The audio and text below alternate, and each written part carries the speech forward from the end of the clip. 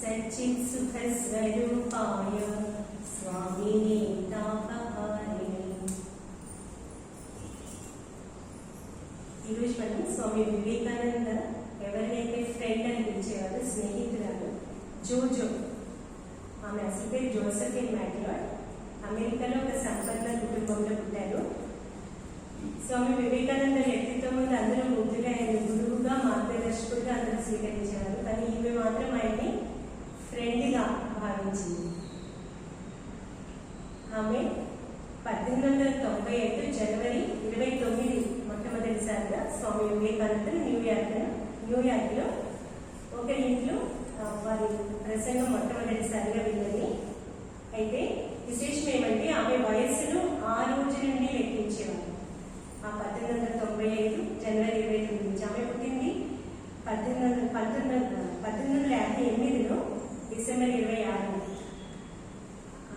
70లో ఉన్న ఆమె నా వయసు 30 అంటూ ఉంటే అందరూ ఆశ్చర్యపోయేవారు, ఏంటి వయసు 30 అంటున్నారు అనుకుంటే అప్పుడు ఆమె చెప్పేవారు, నేను స్వామీజీని కలిసినప్పటి నుంచి నా వయసును లెక్క పెట్టాను, ఎందుకంటే అప్పటి నుంచి జీవితానికి అర్థమే మారిపోయింది అని చెప్పి.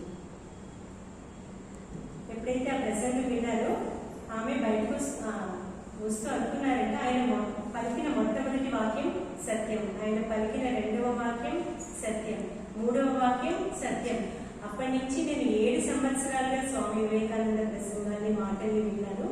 ఆయన పలికిన ప్రతి ఒక్క మాట నాకు సత్యమని, పరమ సత్యమని అనిపించింది. అప్పటి నుంచి జీవితానికి అర్థమే మారిపోయింది అని చెప్పి ఆమె అంటారు. స్వామి వివేకానంద భగవద్గీత గురించి కనుక ఉపన్యాసం ఇస్తుంటే అక్కడ ఇంకెవరు కనిపించేవారు కాదు. నాకు అక్కడ శ్రీకృష్ణుడే నుంచుని మాట్లాడుతున్నట్టు అనిపించేవారు. ఆయన ఒక మామూలు మనిషి కాదు, నడయాడే జ్యోతి పుంజం అని మాకు అనిపించేది అని చెప్తారన్నమాట. స్వామి వివేకానంద ఇంకా అనేవారు, నువ్వు అమెరికాలో పుట్టడం కానీ లేదా స్త్రీగా పుట్టడం కానీ ఆదరించాను, నువ్వు అసలు స్వరూపం మీదేంటి, నువ్వు భగవత్ స్వరూపానికి, భగవంతుడి బిడ్డవి, అదే ఇప్పుడు గుర్తుంచుకోవాలి అని మాకు చెప్పేవారు. అలాగే ఇంకొక మాట అనేవారు, మన దగ్గర డబ్బులు ఉంటే మనం ఎవరికైనా ఇవ్వగలుగుతాం, లేకుండా డబ్బులు ఇవ్వలేం కదా. అలాగే ఆధ్యాత్మికతలో ఉన్న వాళ్ళే ఇతరులకు ఆధ్యాత్మికత ప్రసరింప చేయగలుగుతారు. స్వామి వివేకానంద ఇతరులలో ఆధ్యాత్మికతను ప్రసరింప చేయగలిగేవారు అని ఆమె అంటుండేవారు. ఈ మన రామకృష్ణ సంప్రదాయంలో స్వామీజీ జీవితంలో ఆమె పాత్ర ఎంతో ఉంది. ఇంకా జో ఏమనేవారంటే, నా అభిప్రాయంలో స్వామీజీ ఒక దృఢమైన పర్వతం లాంటి వ్యక్తి. ఆ మహోన్నత పర్వతం మీద ఎక్కితే విశ్వంలోని ప్రతి ఒక్క విషయం మనకి కనిపిస్తుంది, అర్థమవుతుంది. ఆ విధంగా మాకు స్వామీజీ కనిపించేవారు. మనకి స్వామీజీ ప్రసంగాలలో గుడ్విన్ షార్ట్ హ్యాండ్ తీసుకోవడం తెలుసు. ఆ గుడ్విన్ నియమించింది ఈమెయిల్ అట. అప్పుడు ఆయన చాలా చెల్లించాల్సి వచ్చేది. డబ్బుకి ఎంతో ఆలోచన చేయకుండా స్వామీజీ సందేశం ఎంతో అమూల్యమైనది, అందరికీ అందాలనే ఉద్దేశంతో ఆమె గుడ్విన్ని నియమించారు. అయితే 2వ వారం నుంచి గుడ్విన్ ఇంకా డబ్బులు తీసుకోలేదు. స్వామీజీ అంత గొప్ప సేవ చేస్తున్నారు, ఒక మహోన్నత లక్ష్యం కోసం తన జీవితాన్ని అర్పిస్తున్నారు.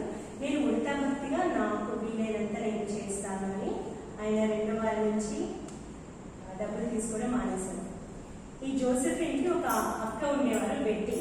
జోసెఫిన్ వివాహం చేసుకోలేదు, బెట్టి వివాహం చేసుకున్నారు. వీరిద్దరూ ఎంతో ఆప్యాయంగా ఉంటుండేవారు. ఒకసారి స్వామీజీ విశ్రాంతి కోసం వారి ఇంట్లో కొన్ని వారాల పాటు బెట్టి నెగటివ్ రిచ్లీ మ్యానర్ అంటారు, వారి ఇంట్లో చాలా కాలం పాటు అతిథిగా ఉన్నారు.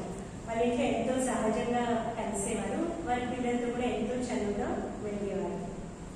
ఆ బెట్టి దగ్గర కూడా స్వామీజీని తల్లిగా చూసుకొని ఆయనకి అవసరమైన ఆహారం అంతా సమకూర్చడం, ఇష్టమైన వంటకాలు అన్నీ చేస్తూ ఉండేది. స్వామీజీకి అన్నిటికంటే ఐస్ క్రీమ్ అంటే చాలా ఇష్టం. ఎప్పుడైతే స్వామీజీ ఏదైనా తినలేకపోయారో, ఏమైనా అయింది, లేకపోతే తినడంలో మనసు పెట్టట్లేదో, అప్పుడు ఆమె ఈరోజు ఐస్ క్రీమ్ ఉంది అనగానే ఎక్కడున్నా కూడా స్వామీజీ ఆ డైనింగ్ టేబుల్ వద్దకి వచ్చేవారు. వాళ్ళ ఇంట్లో ఎంతో సహజంగా ఉండేవారని చెప్పుకున్నారు కదా. ఒకరోజు స్వామీజీ వారి ఇంట్లో ఉన్న పెద్ద చెట్టు కింద ధ్యానానికి కూర్చున్నారు. తర్వాత వారు కొంతసేపు అయిన తర్వాత అరగంట గంట అయితే వెళ్ళి చూస్తే స్వామీజీ ఎంతో నిశ్చలంగా కూర్చుని ఉన్నారు, ఎక్కడ చలనం లేదు, ప్రాణ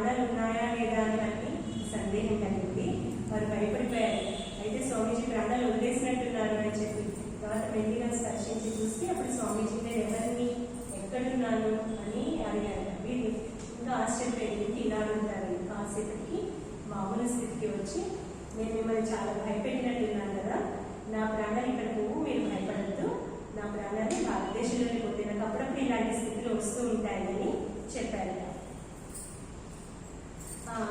తర్వాత కాలంలో ఒకసారి స్వామి వివేకానంద అంటారు, నాకు దక్షిణేశ్వరులు మొట్టమొదటిసారిగా స్థితి కలిగింది. శ్రీరామకృష్ణుడు నన్ను స్పర్శించినప్పుడు ఈ జగత్తంతా మాయమే, ఒకటే చైతన్యం విశ్వం అంతటా చూశాను. మళ్ళీ ఆ స్థితి అమెరికాలో ఉండగా ఒక చెట్టు కింద ధ్యానం చేసుకుంటూ ఉండగా కలిగిందంటే మీరు ఇంట్లో అన్నారు. అలాగే మరొక రోజు స్వామి వివేకానంద బయటికి వెళ్ళొచ్చారు, ప్రసంగానికి వెళ్ళొచ్చారు. ఏదో ఆలోచనలు ముందు ఉన్నట్టుగా అలాగే కూర్చుని ఉన్నారట. మీరు అడిగారు, పెట్టి అడిగారు, ఏమైంది పెట్టించో అడుగుతున్నారు. ఏమైంది స్వామిజీ, మీరు అదో ఏదో ఆలోచనలు ముందు ఉన్నట్టున్నారు, మీకు ఏం అనుభవం కలిగింది ఈరోజు, ఏమైంది అంటే, నేను ఈరోజు ప్రపంచం మరెక్కడా చూడండి ఈరోజు చూశాను. మన భారతదేశంలో అయితే ఊహించడానికి కూడా సాధ్యం కాదు. ఏంటి అంటే, బండిలో వస్తూ ఉంటే ఒక ఉన్నత వంశానికి చెందిన స్త్రీ హెలెన్ మోర్, ఆమె పక్కనే ఎవరు కూర్చుని ఉన్నారు, ఒక రజక స్త్రీ, ముతికిన బట్టల్ని ఒళ్ళో పెట్టుకుని కూర్చుని ఉన్న స్త్రీ ఒకే బండిలో పక్క పక్కన కూర్చుని ఉన్నారు. మా భారతదేశంలో అయితే ఊహించడానికి కూడా సాధ్యం కాదు. అమెరికాలో తప్ప ఇంకెక్కడా చూడలేమో ఇంతటి సమానత్వం. నాకు అది చాలా నన్ను ముగ్ధుని చేసింది అని చెప్పి చెప్పారట. స్వామీజీ భారతదేశానికి తిరిగి వెళ్ళిన తర్వాత కొంతకాలానికి జో రాశారు, నేను కూడా భారతదేశం రావచ్చాను. స్వామి వివేకానంద అన్నారు, తప్పకుండా రావచ్చు, అయితే నువ్వు దుమ్ము ధూళి ఉడికి దారిద్ర్యం చూడడానికి సిద్ధమైతే, అలాగే కాషాయ బట్టలు కట్టుకొని ఎవరు పడితే వారు వేదాంతం బోధించడానికి సిద్ధంగా ఉంటారు, అటువంటిది నువ్వు చూడడానికి సిద్ధమైతే మా దేశానికి నిరభ్యంతరంగా రావచ్చు, కానీ ఏదేదో ఊహించుకొని ఆశించి మాత్రం రావద్దు. ఎందుకంటే మా దేశాన్ని విమర్శించే వారి సంఖ్య మరొక్కటి పెరగడం కూడా నాకు ఇష్టం లేదు అని స్పష్టంగా చెప్పారు. నిజంగానే జో విమర్శించుకోవడమే కాదు, భారతదేశాన్ని ఎంతో ప్రేమించారు. ఒకసారి స్వామీజీని అడిగారు, నేను మీకు ఎలా సహాయపడగలను అంటే, స్వామీజీ ఒక్క మాటలో చెప్పారు, లవ్ ఇండియా, భారతదేశాన్ని ప్రేమించడం ద్వారా నువ్వు నాకు సహాయపడగలవు అని చెప్పి చెప్పారు. అయితే భారతదేశంలో వీరన్నీ అన్ని కొత్తగా వింతగా అనుభవాలన్నీ కలుగుతున్నాయి. ఎప్పుడైతే వాళ్ళు ముంబైలో సారపులు మీరు కలిసి వచ్చుకుంటారు, ముంబైలో ఓడ దిగారు, అక్కడ ఆలసీగా పెరుమాళ్ స్వామి వివేకానంద శిష్యుడు వారికి స్వాగతం పలికారు. ఆయన ఈ వైష్ణవ తిరునామాలు ధరించి ఉన్నారు. ఇదంతా వారికి కొత్తగా ఉంది, ఏంటి తిరునామాలు పెట్టుకున్నాడు అని అర్థం కాలేదు. అలాగే ఆ తర్వాత కాలంలో ఒకసారి ఆలసీగా పెరుమాళ్ సంగతి స్వామి వివేకానంద ముందు వచ్చినప్పుడు అంటారు, అవును ఏంటి ఆయన అన్ని పంగనామాలు పెట్టుకున్నారు పాపం అని చాలా క్యాజువల్గా రిమార్క్ చేస్తారు. స్వామి వివేకానంద నువ్వేం పెద్ద ఉద్ధరించావని నువ్వు ఆ మాట మాట్లాడగలుగుతున్నావు కోపంగా అంటారు. అప్పుడు ఆమెకు అర్థం కాలేదు, మీరు సరదాగా అన్నారు, ఎందుకు మాట్లాడుతున్నారు. తర్వాత ఆమెకు అర్థమైంది, ఈ అలసింగ పెరుమాళ్ళని ఇంటింటికి వెళ్ళి తన కుటుంబాన్ని పోషించడమే కాకుండా, ఆయన ఒక ప్రొఫెసర్గా పనిచేసేవారు, లెక్చరర్గా పనిచేసేవారు, ఇంటింటికి వెళ్ళి స్వామి వివేకానంద అమెరికాకి వెళ్లాల్సిన ఖర్చు కోసం ఇంటింటికి వెళ్ళి యాచించారు. ఆయన దగ్గర లేకపోతే స్వామీజీ అమెరికా చేరేవారు కాదు, వీరందరికీ స్వామీజీ సాంగత్యం దొరికేది కాదని. అప్పుడు ఆమెకి అర్థమైంది స్వామీజీకి ఎందుకు అంత కోపం వచ్చింది అని చెప్పి. తర్వాత ముంబై నుంచి కలకత్తా వచ్చారు ట్రైన్లో. అక్కడ మోహిని చటర్జీ అనే వ్యక్తి వీరికి స్వాగతం పలికారు. ఆయన ఎంతో ఆప్యాయంగా వీరందరినీ ట్రైన్ నుంచి స్వాగతం పలికి హోటల్కి తీసుకెళ్ళడం అంతా వీరి సౌకర్యాలు చూడడంతో రాత్రి 10 అయిపోయింది. సాయంత్రం 5 నుంచి 10 వరకు ఇక్కడే ఉన్నాము. అవును, మీ ఇంట్లో మీ భార్య ఆందోళన చెందుతుందేమో అంటే, పర్లేదు నేను ఇంటికి వెళ్ళి మా తల్లికి నేను అంతా వివరిస్తాను, ఏం కాదు. ఆమెకు అర్థం కాలేదు, నేను భార్య ఆందోళన చెందుతుందంటే నేటి తల్లికి వివరిస్తానంటున్నాను. తర్వాత ఒకసారి కొన్ని రోజుల తర్వాత ఫ్రీ అయిన తర్వాత అడుగుతుంది, అవును నేను ఆ రోజు నేను అడిగాను భార్య ఆందోళన చెందుతుందేమో అంటే నువ్వేంటి తల్లికి వివరిస్తాను అన్నావు అంటే, అప్పుడు చెప్పాడు మేము ప్రతిరోజు తల్లి దగ్గర ఆ రోజు ఏం జరిగింది అని ముచ్చటంగా తల్లి దగ్గర వెళ్ళి చెప్తాను. అవునా, మరి భార్య దగ్గర చెప్పవాలంటే ఆ భార్య తన కొడుకు దగ్గర అనుభవాన్ని పొందుతుంది. మా అమ్మ దగ్గర అయిన తర్వాతే మేము భార్య దగ్గరికి వెళ్తాము అని చెప్పి చెప్పారు. అప్పుడు ఆమెకు అర్థమైంది భారతీయ సంస్కృతి మాతృత్వం మీద, పాశ్చాత్య సంస్కృతి పత్నిత్వం మీద నిర్మించబడింది అని చెప్పి. ఈ భారతదేశంలో శారదాదేవి కలవడం జోకి మరొకదాని రోజు. శారదాదేవి దివ్యత్వాన్ని గుర్తించడం, ఇతరుల చేత గుర్తింపజేసిన కొద్ది మంది భాగ్యవంతులు ఈమె ఒకరు. సోదరి నివేదితకి ఈ దివ్యత్వాన్ని గుర్తించడంలో సహాయం చేసింది కూడా ఈ జోనేనని చెప్తారన్నమాట. స్వామీజీ సారాబుల్ నివేదితతో కలిసి మన భారతదేశంలో చాలా చోట్ల పయనించారు. అది వారికి గొప్ప అనుభవం. అయితే ఈ జోసెఫిన్ అయితే భారతదేశంలోనే కాకుండా ప్రపంచం మొత్తం స్వామి వివేకానందతో చుట్టింది. ప్యారిస్, లండన్, స్విట్జర్లాండ్ చాలా స్థలాల్లో స్వామి వివేకానందతో ఆమె తిరిగారు. ఆయనకి సహాయం చేసేవారు. అలాగే ఎందరో ప్రసిద్ధ వ్యక్తులని స్వామీజీకి పరిచయం చేసేవారు. ఈ జో గురించి ఒక విషయం చెప్పుకోవచ్చు. మనం మామూలుగా ఎవరైనా బాగా ఇష్టపడ్డాము లేదా ఎవరైనా ఆరాధించాము, వారికి సహాయం చేసామంటే ఏమన్నా ఒక పాజిటివ్ నేచర్ వస్తుంది, ఈయన మనకే చెందాలి అని చెప్పి. కానీ జోకి ఎప్పుడు అలాంటి పాజిటివ్ నేచర్ లేదు. ఈ జో వీరి ఇంట్లో చాలా రోజులు ఉన్నారు కదా. ఒకసారి ప్యాసిడినా అనే ప్లేస్ నుంచి మీట్ సిస్టర్స్ అని ముగ్గురు వచ్చి స్వామీజీని కలిశారు. స్వామి వివేకానంద అన్నారు, వారు నన్ను అక్కడికి పిలుస్తున్నారు, వెళ్ళమంటే అవ్వచ్చు అంటే తప్పకుండా వెళ్ళండి స్వామీజీ అని అన్నారట. ఆమె స్వామి వివేకానంద చేపట్టిన ప్రతి పనిలోనూ సహాయం చేయడానికి ముందుకొచ్చేవారు. ఒకసారి జో ఎదుర్కొన్న అంటారు, బెంగాలీ మాసపత్రిక ప్రారంభించాలి, కానీ దానికి కావాల్సిన ఆర్థిక సహాయం ఇంకా అందలేదు అని చెప్పి. అప్పుడు జో వెంటనే తన ఫస్ట్ చూసుకుని అన్నారంట, స్వామీజీ నా దగ్గర కొంచెం డబ్బు ఉంది, ఇది మీరు ఉపయోగించుకోవచ్చు. మీ దగ్గర ఎంత మాత్రం డబ్బు ఉంది అంటే $800. అంటే స్వామీజీ ఎగిరి కనిపిస్తుంది. ఎంతో సంతోషం అని చెప్పి స్వామి వివిధాతీతాన్ని వాళ్ళని పిలిచి ఇప్పుడే నువ్వు కావాల్సిన ముద్రణ యంత్రం కొనుక్కోని చెప్పి ఆ విధంగా బెంగాలీ మాసపత్రిక ప్రారంభించబడిందంట. మరొకసారి స్వామి వివేకానంద ఈ విధంగా ఖర్చుల కోసం ఆలోచిస్తూ అన్నారు, మీకు నెల నెల కావాల్సిన $50 ఖర్చు నేను ఇవ్వగలను అని చెప్పి అన్నారంట.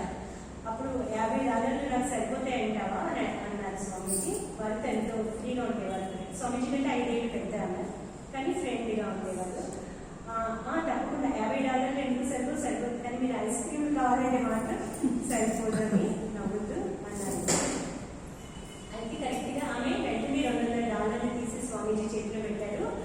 4 నెలల తర్వాత, అంటే 50 200 కదా, 4 నెలల తర్వాత స్వామీజీ 4 నెలల కొంచెం ముందే ఆయన మహాసమాధి చెందారు. జోకి ముందే చెప్పారు, నేను 40 చూడను అని చెప్పారు. అప్పుడు జో అన్నారు, ఎందుకు మా స్వామీజీ అలా అంటారు, బుద్ధుడు 40 నుంచి 80 సంవత్సరాల వయసు, ఆ సమయంలోనే కదా ఎన్నో ఘనకార్యాలు సాధించింది అంటే, లేదు నేను ఇవ్వాల్సిన సందేశం ఇవ్వడం పూర్తయింది, ఇక నేను 40 దాటనని చెప్పేసరికి వెళ్ళిపోవాల్సిందే అని చెప్పారు. అయితే ఈ స్వామీజీ మహాసమాధి తర్వాత కోలుకోవడానికి జోకి 2 సంవత్సరాలు పట్టింది.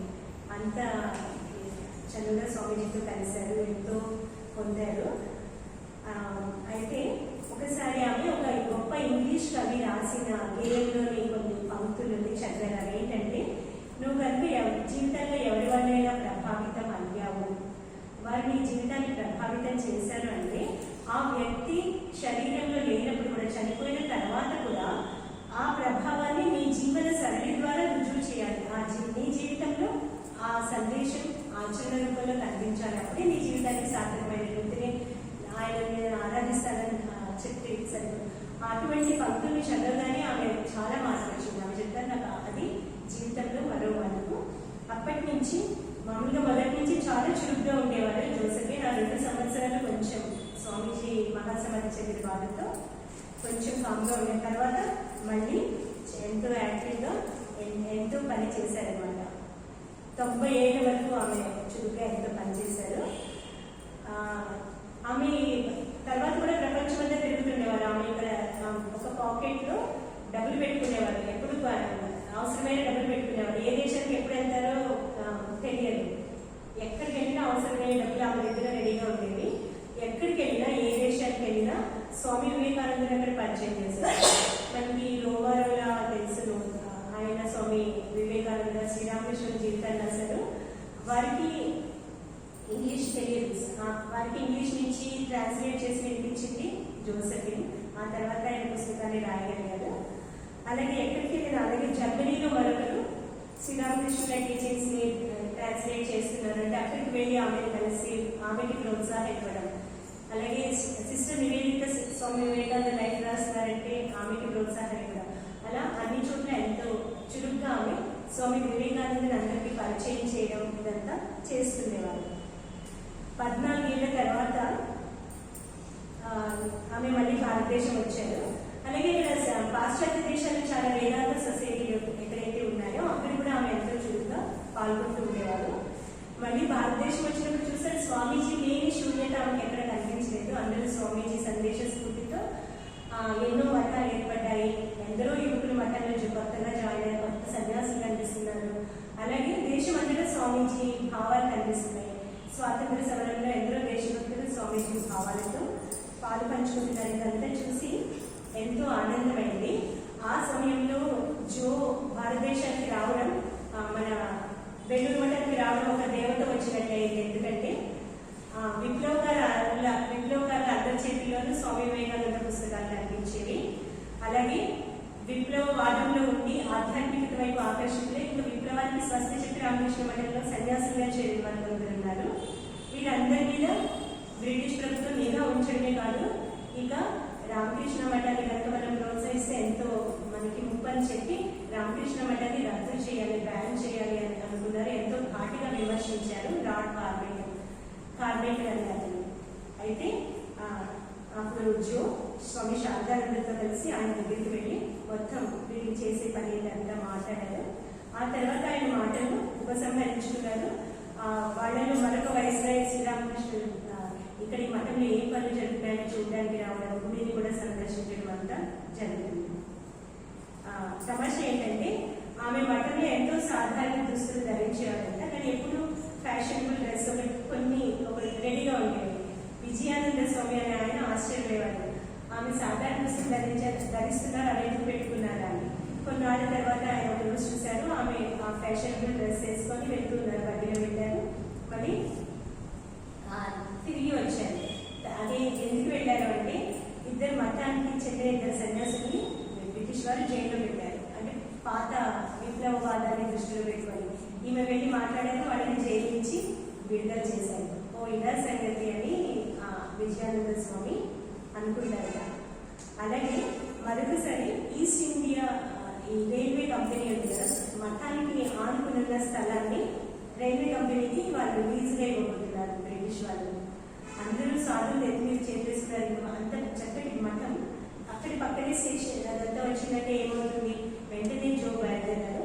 అక్కడ వెళ్ళి వారితో అంతా చర్చించి ఆ ప్లాన్ ని క్యాన్సిల్ చేసి తిరిగి వచ్చారట. వారు తిరిగి పడవలో వస్తుంటే స్వామి శారదానంద ఎంతో సంతోషంతో జోకి జయం జయం అన్నాడట. అప్పుడు స్వామీజీ నాకెందుకు జయము, స్వామీజీకి జయం జయం అంటూ స్వామి వివేకానంద ఆలయాన్ని చూపిస్తూ అన్నారట. స్వామి వివేకానందే కాకుండా సోదర శిష్యులు, తర్వాత వివేకానంద శిష్యులు అందరికీ కూడా జో అంటే ఎంతో ఆదరాభిమానాలు. స్వామి ప్రేమానంద ఒకసారి జో తిరిగి వెళ్తూ ఉంటే అది ప్రపంచ యుద్ధ సమయం, ఏమంటారు ఆ ఓడల్ని ముంచేస్తున్నారు వీటిలో. అప్పుడు ఈమె ఎలా తిరిగి వెళ్తారా అని ఎంతో శ్రీరామకృష్ణుని ప్రార్థిస్తూ ఆమెకి వీడ్కోలు పలికారు. అప్పుడు జో అంటారట, నేనే కాదు ఓడలో ఉన్న ఏ ఒక్కరికి హాని కలుగకుండా మేము అందరం తప్పకుండా తిరిగి వెళ్తాం. స్వామి వివేకానంద సోదర శిష్యుల ఆశీర్వాదాలు నాకు ఉన్నాయి అని చెప్పి అంటారట.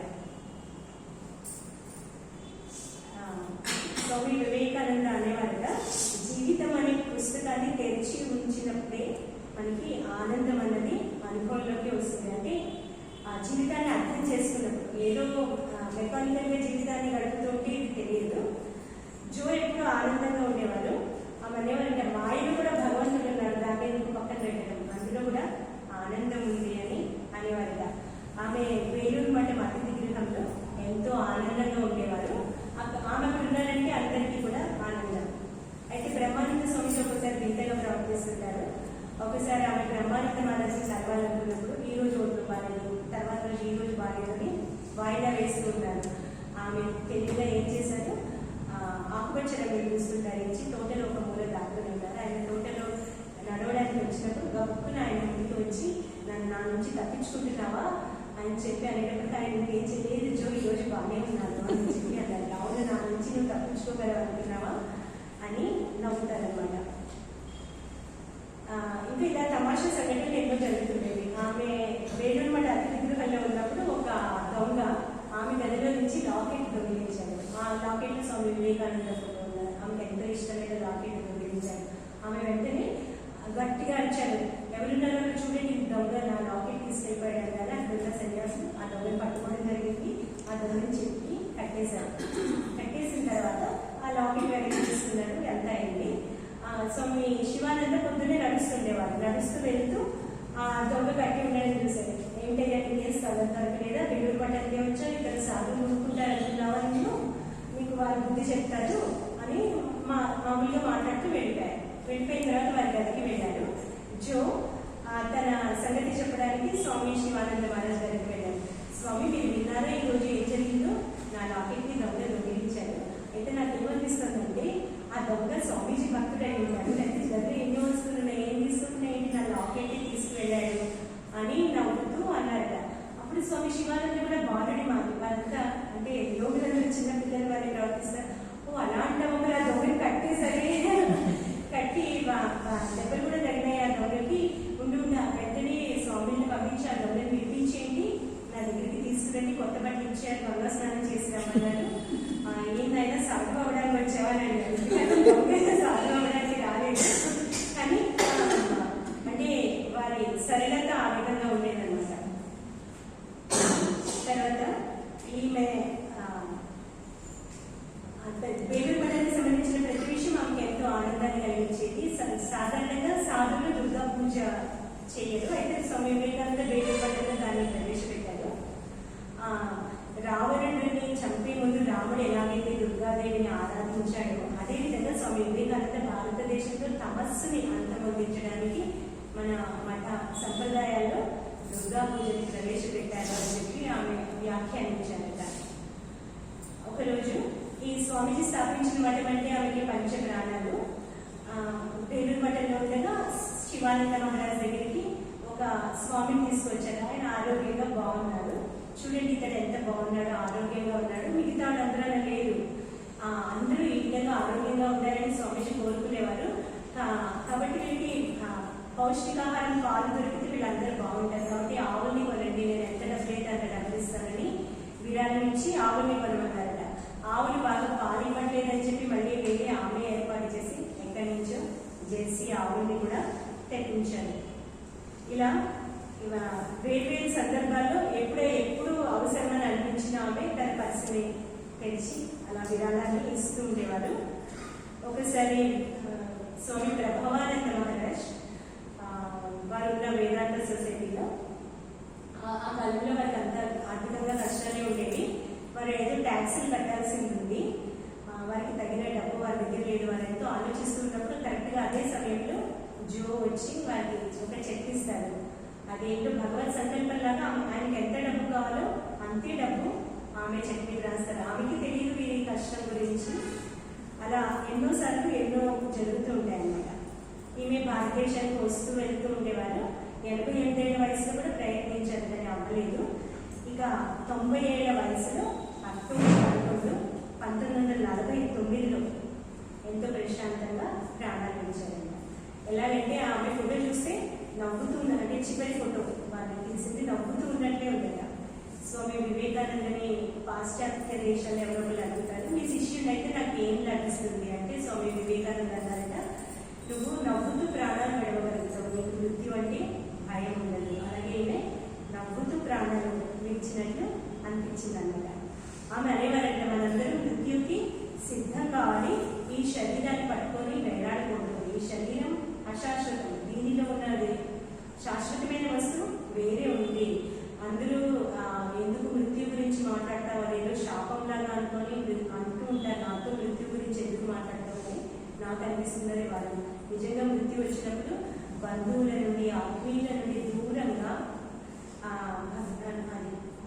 భగవంతుడిని స్మరిస్తూ నాకు చనిపోవాలని అనిపిస్తుంది. ఎందుకంటే మనము బంధువులు ఆత్మీయులు ఉంటే ఏమవుతుంది, మన చివరి ఊపిరిని వాళ్ళు గమనిస్తూ ఉంటారు.